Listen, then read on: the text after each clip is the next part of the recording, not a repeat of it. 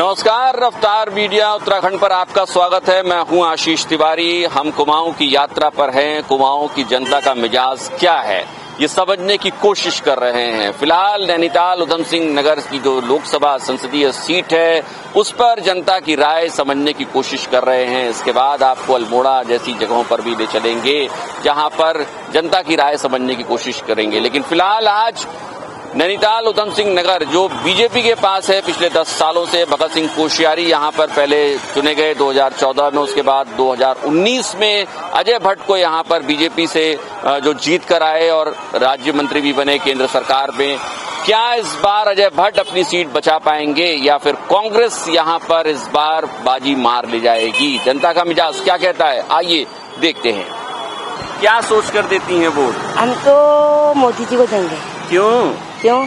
सियासत के बाजार में तो बहुत सारे लोग हैं, लेकिन आप मोदी जी को ही क्यों देंगी? अच्छा, यहाँ पे कौन चुनाव लड़ रहा है? मोदी जी तो छोड़िए, नैनीताल लोकसभा सीट पे वो है वो भगत जी। कौन भगत जी? वो भगत जी नहीं है, बंशीधर भगत जी। बंशीधर भगत जी यहाँ से चुनाव लड़ रहे हैं। यार जिसको देंगे, आप किसको कहोगे उसी को दूंगी, बताओ। नहीं, हम क्यों कहेंगे? हम कौन होते हैं? बताओ ना भैया, सच्ची में उसी को नहीं, हम क्यों कहेंगे? लेकिन जैसे आप वोट देने जाती हैं, नहीं आप बताओ तो, किसको दूंगी बताओ। मैं अब जैसे आपने कहा कि भगत जी जो हैं बंशीधर भगत जी, तो बंशीधर भगत जी तो यहाँ से चुनाव लड़ ही नहीं रहे हैं, वो तो विधायक हैं। वो ये काला डूंगी के हैं, वो काला डूंगी के। लेकिन नैनीताल लोकसभा सीट से जो बीजेपी को उम्मीदवार हैं, हाँ। उनका नाम आपको पता है? कौन है? तो फिर भी आप मोदी जी को वोट दे? नहीं खाली मजाक करी मैं। हमको क्या दे रहे मोदी जी, क्या दे रहे वो ना। अच्छा, कांग्रेस जो कह रही है कि महंगाई बढ़ गई, फिर आप तो महिला हैं, सिलेंडर का रेट तो बढ़ ही गया होगा। बहुत बड़ा है, मुश्किल हो रही है कुछ इससे? हाँ भी अभी तो जिसकी ज्यादा कमाई है ना उसका तो अच्छा है। अब जिसकी कमाई कम है तो उनको तो परेशानी हो रही है ना। वो बेचारे कहाँ से देंगे सिलेंडर के पैसे इतने? अच्छा, अरहर की दाल तो सभी घरों में बनती है। जो अच्छा शासन करे और जो क्या कहते हैं जनता को खुश करे, जो अच्छा काम करे, उसी को वोट देना चाहिए ना। लेकिन आप तो पहले मोदी जी बोली थी। अरे हाँ। आ गया मोदी जी सभी मोदी जी करते, मोदी जी आ गया मुख से। अच्छा। हम तो क्या मोदी जी तो मतलब अभी मन बनाई नहीं है, लास्ट में मन बनाएंगी? भैया देखो, मैं कहूँगी ना, मैं शरबत पीऊंगी, मैं नींबू पानी पीऊंगी, मैं ये पीऊंगी, मेरे कितने प्लान है ना। अगर मैं जो पीना होगा वही तो पीऊंगी। गलत कह रही बोलो? मतलब आप अभी तय करेंगी? तय करूँगी भैया। किसको दूंगी बताओ? ये तो आप देखिए कि किसको देना है। जिसको आप कहोगे मैं उसकी तो को दूंगी। तो जनता का मिजाज आप समझिए कि कई महिलाएं हैं, हालांकि महंगाई जैसे मसलों को ये भी मान रही हैं कि सिलेंडर का जो रेट है, एलपीजी सिलेंडर का रेट, गलत नहीं कह रहा हूं ना मैं? सही बात है, वो बढ़ गया है। दाल वाल की कीमत सही है या बढ़ गई है? बहुत बड़ी है, बहुत बढ़ गई है। तो जो जनता का मिजाज है वो ये है कि देखिए, महंगाई और एलपीजी सिलेंडर जैसी चीजें हैं वो इफेक्ट तो कर रही हैं लोगों को, लेकिन एक छवि जो बना दी गई है कि चुनाव कोई भी लड़े स्थानीय स्तर पर, लेकिन लोग बार बार चेहरा नरेंद्र मोदी का देखते हैं और बात मोदी की करते हैं, तो ये एक बड़ा इशू आ जाता है। स्थानीय स्तर पर हमारे साथ जो महिला हैं वो ये नहीं जानती हैं, उनको इस बात की भी फिलहाल जानकारी नहीं है कि यहाँ से नैनीताल उधम सिंह नगर सीट से बीजेपी का उम्मीदवार है कौन। अच्छा, कांग्रेस वाले को जानती हैं? हाँ, वो कौन है? वो गांधी, क्या राजीव ने वो क्या कहा दिया? नहीं, प्रकाश जोशी हैं कांग्रेस से। अच्छा, नाम प्रकाश जोशी नहीं भैया, नहीं सुना है अभी। तो ये बहुत शुक्रिया आपका हमसे बातचीत करने के लिए, आपने अपनी राय रखी, बहुत बहुत धन्यवाद आपका। क्या कहते हैं, जो अच्छा काम करे, जो अच्छा शासन करे, जो महंगाई कम करे, उसी को देना चाहिए वो ना। एक गलत को नहीं बोलो। अच्छा, जो 70 साल में कांग्रेस ने किया उसका हिसाब किताब ठीक था या गड़बड़? भैया अब हम क्या करें, हम तो अपने घर में रोटी नहीं बना सकते, हम घर को नहीं संभाल सकते, हम ये क्या कहते हैं अब ये ना।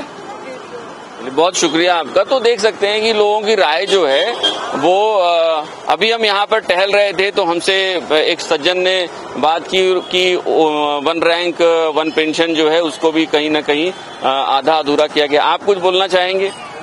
क्या बोले? तो चुनाव में वोट तो देने जा ही रहे होंगे ना? बिल्कुल सर, बिल्कुल। तो क्या क्या मुद्दे हैं इस बार, किन किन को लेकर चुनाव में जा रहे हैं? मुद्दा क्या है, मुद्दा ये अब बाकी महंगाई तो ये चलते रही। अभी तो मोदी जी को ही देना है हमने।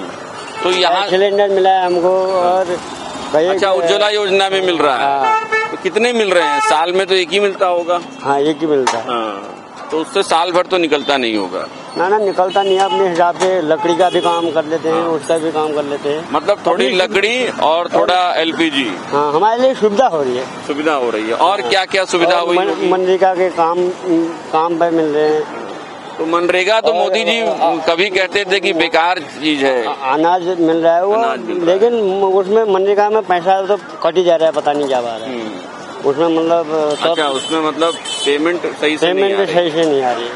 तो लेकिन 15,000 अच्छा, लॉस में तो मैं ही हूँ। कांग्रेस के बारे में कुछ? कांग्रेस तो अब पीछे ही रह गई अब अभी तो क्यों पीछे रह गई होगी? अगर मान लीजिए कि राहुल गांधी या सोनिया गांधी या मल्लिकार्जुन खड़गे जो अध्यक्ष हैं वो सुन रहे हो आपको, क्यों पीछे रह गई कांग्रेस? पहले जब काम किया था सब घोटाला कर गए लोग, अभी वो घोटाला तो बचा है। अब बाकी तो कोई भी करता है। कौन सा घोटाला होगा, कुछ याद है? पहले तो ऐसे ही घोटाले चले जो मोदी जी कह रहे हैं। हाँ। वो धरातल में उतर रही है। जो पहले करते थे वो उतरती नहीं थी, वही कर देते थे, वो कागजातों में ही पूरा हो जाता। अच्छा, ये देखिए एक बड़ा इशू है जिसे हम समझ सकते हैं कि एक जो छवि होती है कांग्रेस की लेकर, वो कांग्रेस की छवि बहुत इस तरीके की बन गई कि घोटालेबाजों की सरकार होती है। ये छवि तोड़ पाना अब तक कांग्रेस के लिए मुश्किल रहा है। हालांकि महंगाई की बात सभी मान रहे हैं, लेकिन जिसे पिन पॉइंट करने की कोशिश लगातार कांग्रेस करती रही है कि महंगाई के मसले पर ये वोटर टर्नआउट ले पाए, तो वो चीज अभी फिलहाल मुश्किल लग रही है कि किस तरीके से वो कर पाएंगे। ये एक अहम इशू है। बहुत सारे लोगों से बातचीत करने की कोशिश करेंगे कि आखिर उनका मन मिजाज क्या कहता है, क्या इस बार के चुनाव में। ये हल्द्वानी का इलाका है और हल्द्वानी का एक मुख्य इलाका है जिसे आप देख रहे हैं, जहां से हम ये पूरा शो कर रहे हैं। हमारे साथ एक और साथी हैं, उनसे पूछते हैं कि क्या प्लान कर रहे हैं। भाई साहब, इस बार चुनाव में मुद्दे क्या होंगे, कुछ प्लान किया है? क्या मुद्दे लग रहे हैं? महंगाई, बेरोजगारी है कुछ? बिल्कुल, महंगाई तो बढ़ने में ही है सर। बेरोजगारी है ही है, लोग पढ़ रहे हैं, दिख रहे हैं, कोई नौकरी मिल नहीं रही है लोगों को, जा रहे खाली घूम रहे हैं, जा रहे हैं। बताओ, दिक्कत तो आई है सर। अब देखो क्या होता, क्या होती उम्मीद। यहाँ तो ये सीट पिछले 10 सालों से तो बीजेपी के पास है, तो क्या लग रहा है यहाँ पर काम हुए हैं कुछ? काम तो हुए हैं, कोई ऐसा नहीं है, काम में कोई कमी नहीं है, पर यह है कि आगे बच्चों के लिए फ्यूचर ही बने ना सर। खाली इतने पढ़ा रखे लोग, कर्जा, माँ बाप कर्जा लेके पढ़ा रहे हैं बच्चों को, कुछ नहीं, खाली बैठे हुए हैं घर में। पढ़ाई महंगी हुई है। देखिए हर चीज, देखिए पढ़ाई कितनी महंगी है। बुक्स वाले जाओ, कहीं जाओ, हर चीज महंगी है सर। कहाँ करेगा आदमी कॉपरेट? वही मर रहा ना आदमी, बच्चों के लिए मर रहा। वो पढ़ाई सबसे महंगी, बहुत ज्यादा। बिल्कुल मिडिल क्लास मर ही रहा सर, बहुत ज्यादा। सबसे ज्यादा इफेक्ट भी मिडिल क्लास को ही हो रहा है, क्योंकि वो हाई स्केल, तो हाई स्केल में है ये सर, उसमें कोई दिक्कत नहीं है। गरीब आदमी तो जैसा आपको दिख रहा है, उनको सब्सिडी कुछ दे रहा है, मिल ही रहा है, उनका चल रहा है। मरता है मीडियम क्लास का आदमी है सर। आपकी तो शॉप है अपनी, तो आप तो व्यापारी भी हुए। जीएसटी को लेकर बड़े सवाल उठते हैं कि जीएसटी, कांग्रेस बार बार कहती है कि जीएसटी ने परेशान कर दिया व्यापारियों को। ये परेशानी है? ऐसा नहीं, जीएसटी तो सर ऐसे लिमिट होनी चाहिए ना। जीएसटी की भी अनलिमिट हो गई है। एक चीज में आपने 10% है, किसी में 20%, किसी में 25%, एक लोग कर दीजिए सर, कि आदमी को किसी, तो कोई भी दुकानदार होगा उसको कोई दिक्कत नहीं जीएसटी देने। कोई यार सरकार हमसे ले रही है, हम सरकार को दे रहे हैं, फैनिट तो हमारे ही है। कल को कुछ अच्छा होगा तो हमारे देश के लिए अच्छा होगा। जीएसटी में मिलने में कोई बुराई नहीं, देने में कोई बुराई नहीं है, पर आप उसकी लेवल कर दीजिए सर। आप यूनिफॉर्म तरीके से कि आपकी उसमें इसमें इतना है, उसमें इतना है, आदमी कहाँ से करेगा? अब एक मिल्क पर लगेगा तो आदमी खुद भी जो होगा, नहीं तो वकील तक धक्के खाएगा। कभी किसमें नोटिस, कभी किसी चीज नोटिस, भैया उसमें 2% है, उसमें 10% है, 20%, आदमी परेशान है। मतलब पहले से चीजें जीएसटी आने के बाद थोड़ी कॉम्प्लिकेटेड हो गई, जो टैक्स सिस्टम था। जी, एक सा होते हैं, किलोड होती, एक ही हर चीज में एक चीज रहता, कोई दिक्कत नहीं रहती। ऋषि सर। जी ऋषि जी हैं, वोटर हैं हल्द्वानी के। देखिए, यही होता है, एक जागरूक वोटर होता है, वो ये तय करता है, मुद्दों पे तौलता है चीजों को। वो कोशिश करता है कि मैं जब अपना वोट देने जाऊं, क्योंकि जब सियासी नुमाइंदगी की बात आती है, 5 साल में एक बार जो लोकतंत्र का सबसे बड़ा त्योहार आता है, तो वो त्योहार हम किस तरीके से मनाएं ये हम ही तय करते हैं।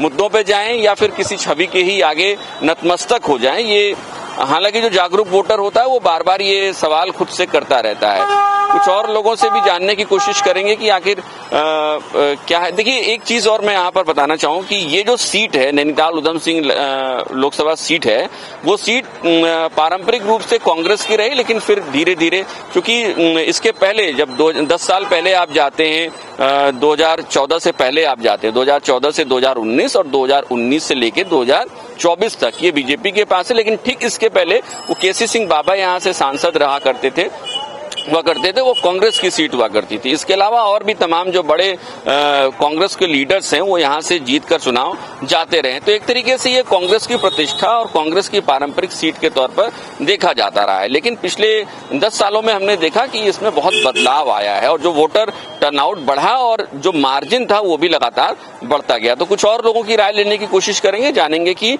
हल्द्वानी और उधम सिंह जो लोकसभा सीट है ये एक साथ जो आती है उस पे लोगों का मन मिजाज क्या कहता है। बहुत सारे लोग यहाँ पर खड़े हैं और उनसे एक बार हम ये जानने की कोशिश करते हैं कि आखिर इस बार चुनाव में मुद्दा क्या होने वाला है। क्या मोदी की गारंटी चलेगी या फिर जो राहुल गांधी की बात हो रही है उनसे उस पे चलेगा। एक वोट देते हैं, क्या मुद्दा है इस बार? कोई मुद्दा नहीं है सर, कोई मुद्दा नहीं है, कोई मुद्दा नहीं है। बढ़िया हो रहा है बीजेपी के उसमें। अच्छा, महंगाई बेरोजगारी जो कांग्रेस कह रही है उसमें क्या? हमें तो कोई महंगाई नहीं लगी सर, ऐसी कोई नहीं। एलपीजी का सिलेंडर बढ़ना, पेट्रोल का बढ़ना या फिर आटे दाल चावल का रेट बढ़ना, देखो उस हिसाब से सर मजदूरी भी बढ़ी है लोगों की और वो भी इनकम, वो भी महीना भी बढ़ा है, इससे कोई वो नहीं हुआ सर, कोई दिक्कत नहीं हो रही इसमें। यहाँ तो चलिए ठीक है कि मोदी जी की बात हो रही है। यहाँ से जो सांसद हैं आपके अजय भट्ट जी का कामकाज कैसा चल रहा है?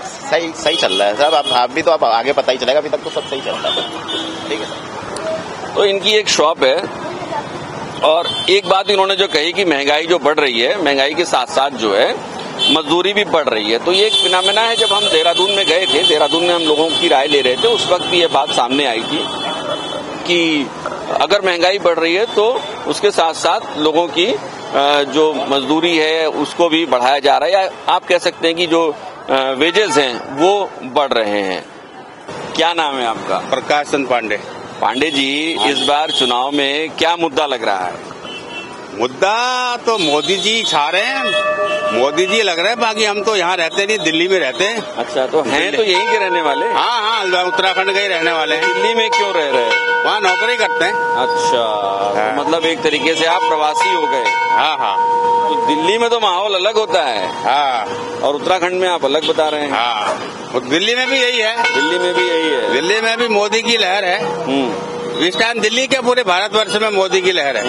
तो इस बार तो लग रहा है कुछ बदलाव भी होगा। राहुल गांधी कह रहे हैं कि उनकी भी गारंटी है। कुछ नहीं होगा, कुछ नहीं होगा। अच्छा, क्योंकि मोदी जी ने सबको दरकिनार कर दिया। ये लोग सब बोलते हैं, वो काम नहीं करते। अच्छा। मोदी जी काम करने वाले हैं। और राहुल गांधी जो ईडी सीबीआई वाली बात करते हैं वो कुछ नहीं चाहिए। ईडी सीबीआई देखो, ये तो एक इंडिविजुअल वो ऑर्गेनाइजेशन है, इसका सरकार के ऊपर कोई दबाव नहीं होता। ये अपनी हिसाब से इंक्वायरी करती है, उसके बाद जो रिपोर्ट होती है उसके हिसाब से काम करती है। बहुत बहुत शुक्रिया आपका पांडे जी, हमसे बातचीत करने के लिए।